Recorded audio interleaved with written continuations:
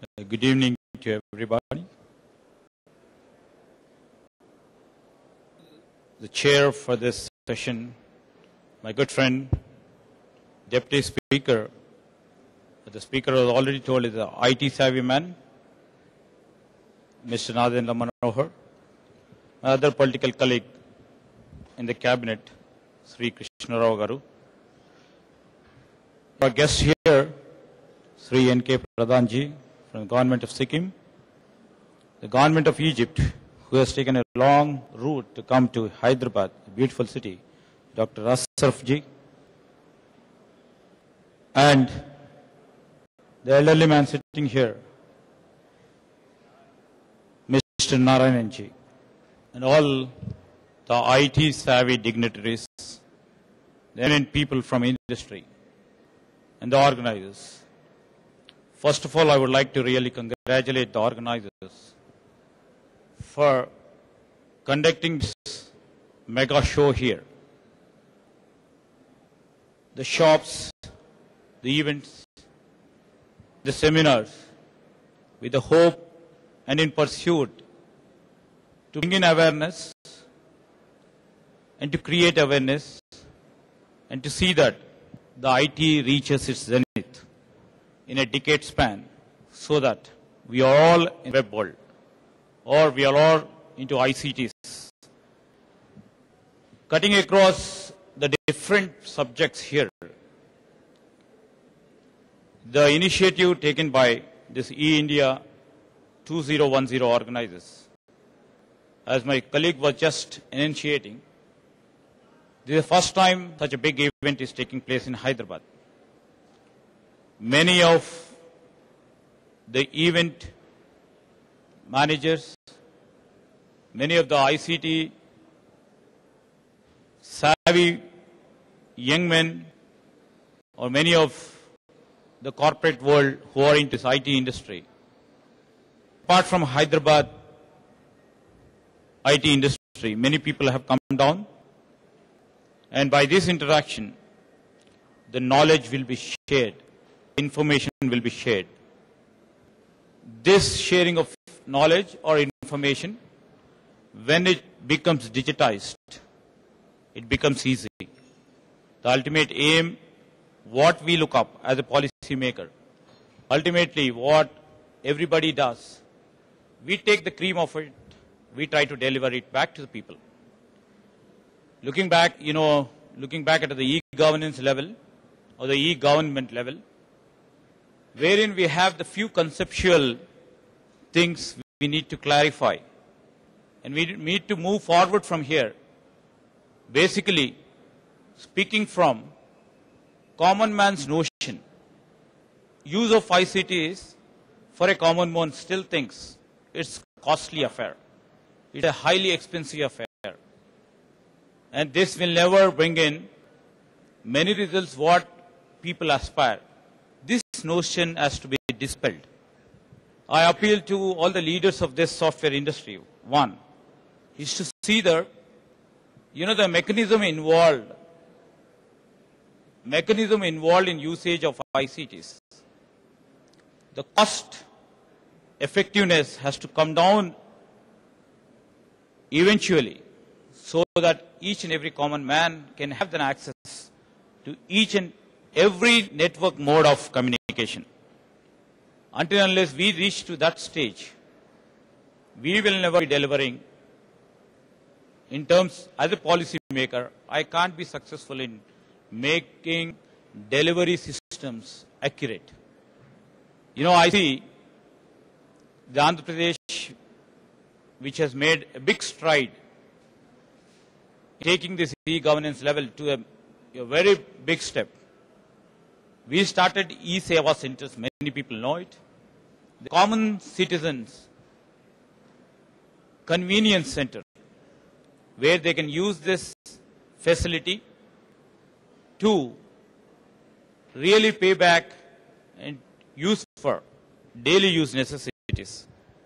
We have moved from there, and from now, this government is still trying to use the usage of ICTs in each and every department. But we are still a far back.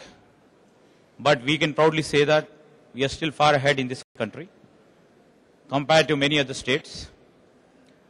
For example, I can say I represent the higher education department in the state. For the students' convenience, for the parents' convenience, we use ICTs to the extent available, to the extent possible, wherein the students can have the maximum possible convenience to use. And we are planning to use these ICTs in a much broader, in a wider spectrum, wherein the people, all the people should have been known, the people from Andhra Pradesh known, this government has initiated fee reimbursements program, the scholarship program for each and every student who are below poverty line or below 1 lakh income group. For this, the government has to have certain system wherein they can easily monitor, evaluate and manage each student's database.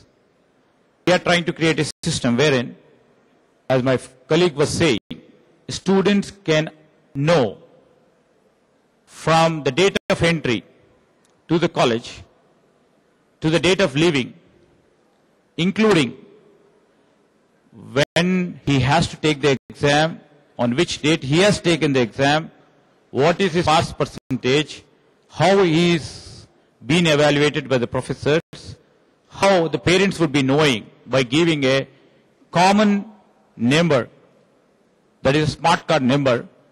Then the parents will be literally sitting at the village level, would be knowing, where his son or daughter stands in the university or in the college. This we are literally putting every of our effort to see that this goes in a longer way.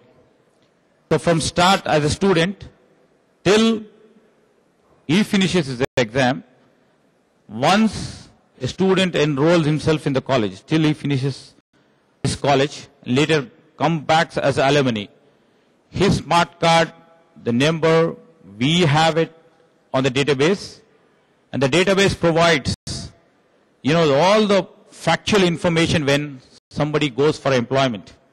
The employer will be at ease to know each and every detail of the, potential employee, so that it becomes easy for everybody. This how, things have to go. I appeal to the leaders of this industry, especially the people who have come here.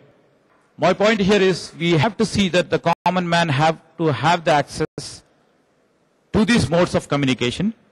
First, we all know most of our, neighbors, our colleagues stays in the rural India. How best we can take this technology to the rural India and see that they have an access. Until and unless we improve the systems of governance, I as a policymaker keep thinking about this. Until and unless we improve the systems of delivery at the rural level, the governance can't improve itself. So, my appeal to you, who, as an academician who are here, as an industry leader who are here, as a policy makers who are here, we have to see that the common man has all the convenience and has a role in the part of administration. Secondly, when we really come to many other things in using of ICTs, as Mr. Manohar was literally putting his words, we are still, compared to China, at the national level, on the part of e-governance, the past 5 years, we have been trying to spend lots of percentage of our national economy in bringing the role of ICTs in different streams of administration. But we are not still able to compete with the Chinese mode of e-governance, wherein they have taken a huge leap